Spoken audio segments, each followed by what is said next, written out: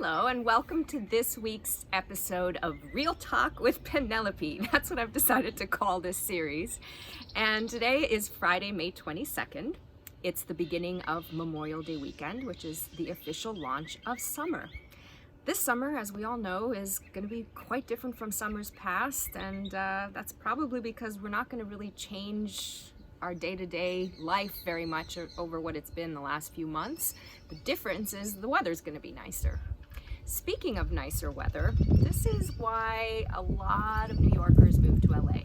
Better weather. I know it's why my family and I did it, one of the reasons, 3.5 years ago.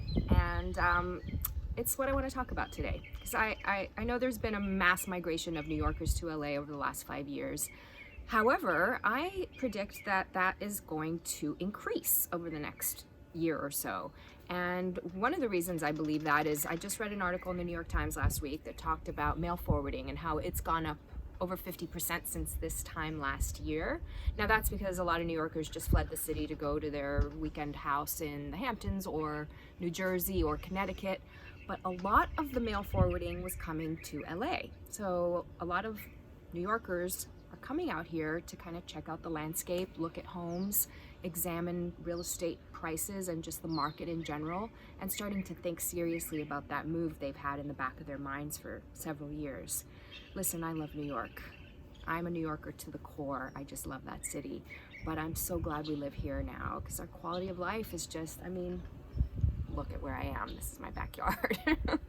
So I'm going to spend the next few episodes talking about the specifics of buying a home and making that move to LA. I've done it myself. I know the ins and outs of it, and I want to help any of you who are thinking about doing this or anyone that you know who's thinking about doing this and guide you through the process. I'm going to get into the nuts and bolts of it. I'm going to talk about the differences between escrows versus the way you buy a co-op or a condo in New York. I'm going to talk about the tax situation, property tax differences between New York and LA. And I'm going to get into a lot of the specifics of the market here. And so if you're interested in buying a home in LA, definitely keep watching. It's going to be really informative.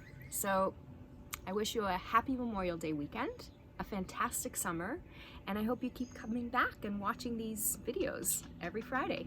Thank you so much. I'm Penelope Stepanovic with Sotheby's International Realty.